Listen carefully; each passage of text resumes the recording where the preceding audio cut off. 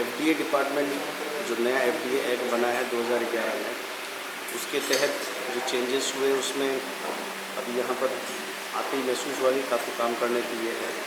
अच्छा स्कोप दिखाई दिया, टीम हमारी अच्छी थी, तो टीम को लेते हुए एक ऑर्गेनाइज्ड वे में हम लोगों ने काम की शुरुआत करी।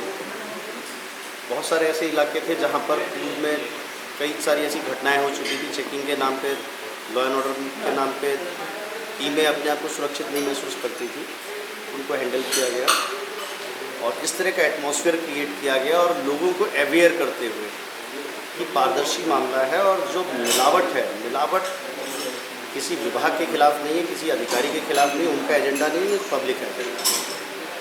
मिलावट आपके नए बच्चों के खान पान की चीज़ों से लेकर बड़ों तक के खान पान की चीज़ें, फिर जो आने वाली हमारी जनरेशन्स है उसको डिस्ट्रॉय कर रही है। उनको अंदर से मिलावट वाली या सिंथेटिक दूध से मिली हुई चीज़ें अगर आप खा रहे हैं तो निश्चित तौर से जो आपका जो ग्रोथ होनी चाहिए इफेक्ट होगी कहीं ना कहीं। और इसके एवज में अगर कोई मुनाफाखोरी कर रहा है तो उससे बड़ा गलत काम कोई नहीं हो सकता है। सिस्टम या देश के निर्माण में बहुत बड़ी बाधा बन रहा है अगर कोई इस तरह का अपराध कर रहा है। तो ये एक्सपोज किया गया जो इस तरह के काम करने वाले थे, सैम्पलिंग फिर जिसके साथ टेस्ट होकर के जब आती थी चीज़ें, नए एक्ट में अधिकार दिए गए हैं। एडीएम सिटी जिस जनपद में है वो इसमें केसेस की सुनवाई के लिए नियत प्राधिकारी हैं। केसेस सुने गए, त्वरित गति से केसेस सुने गए, उसमें हमारे जो एफडीए की टीम के मेंबर्स हैं जिनकी गवाही वगैरह होती है, केसेस को उन्होंने बड़ी जल्दी मैच्योर कराया। बहस के बाद उसका जो जिस लेवल के लोग थे उनका ऑर्गेनाइज्ड वे में किस लेवल का वो ऑफेंस कर रहे थे, तो ऐसा नहीं है कि गलती उन्होंने सिर्फ अभी एक छोटी सी करी और उसको सिर्फ उसी को नज़र में रखा जाए। ये देखा जाता था कि उसका काम कितना बड़ा है। अगर इसने ये काम साल भर या महीने भर इस तरह से ऑर्गेनाइज वे में किया होगा तो उसने किस लेवल के ऑफेंसेस किए हैं, तो जुर्माना लगाते टाइम इन चीज़ों को ध्यान में रखा गया। सिंथेटिक दूध के खिलाफ जो जुर्माना लगाया गया, लगाते टाइम हमें भी नहीं पता था, 8 लाख का जुर्माना लगाया और आज की डेट में वो पूरे देश का सबसे बड़ा अर्थदंड है, सबसे बड़ा जुर्माना है आज में।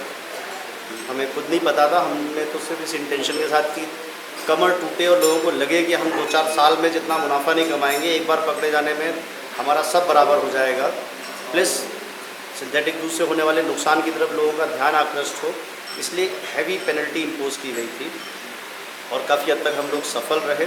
त्योहारों में आप लोगों ने भी महसूस किया होगा, धीरे धीरे जो मिठाइयाँ थी उसमें बेटरमेंट आया। सर, अलीगढ़ में लॉ एंड ऑर्डर मेंटेन करने के लिए आपकी अहम भूमिका रही और उसके अलावा सर अलीगढ़ को अति संवेदनशील जिला घोषित कर दिया गया था, लेकिन उसके बावजूद मुजफ्फरनगर हो चाहे वो उड़ीसा मामला हो, उसमें सभी आपने मेंटेन किया। किस तरीके से क्या आप उसका चीज़ें महसूस करते हैं? मैं तो धन्यवाद दूंगा यहाँ की मीडिया को, यहाँ की पब्लिक को, सभी का कोऑपरेशन रहा। सब ने जो महत्वपूर्ण संवेदनशील मुद्दे हैं उस समय मैंने देखा सबका मिजाज, सबका जो कार्य करने का तरीका होता था वो बड़ा फोकस्ड हो जाता था। कभी भी उन्होंने गलत चीज़ों को इस तरह से हाईलाइट नहीं किया कि झगड़े बढ़े या दुर्भावनाएं जो है वो फैलें। यहाँ पर एसपीओज़ की, आपदा प्रबंधन की, बॉडी बिल्डर्स की, स्पोर्ट्स विंग, डीलर्स एसोसिएशन के मैंने बस मतलब इस तरह के ग्रुप्स तैयार किए जो क्षेत्रों में इस कदर फैले हुए थे और जिनकी पकड़ घरों घरों तक में थी।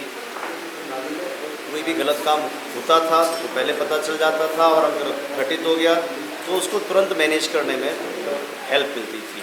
मैं धन्यवाद दूंगा यहाँ के जितने भी व्यापारिक संगठन हैं या पॉलिटिकल सर्कल्स में भी कोई भी ऐसा नहीं रहा जिसने कभी कोई संवेदनशील बात रही हो और उनको प्रशासन की तरफ से कोई निर्देश दिए गए हों या कोई बात कही गई हो और उन्होंने नहीं मानी हो।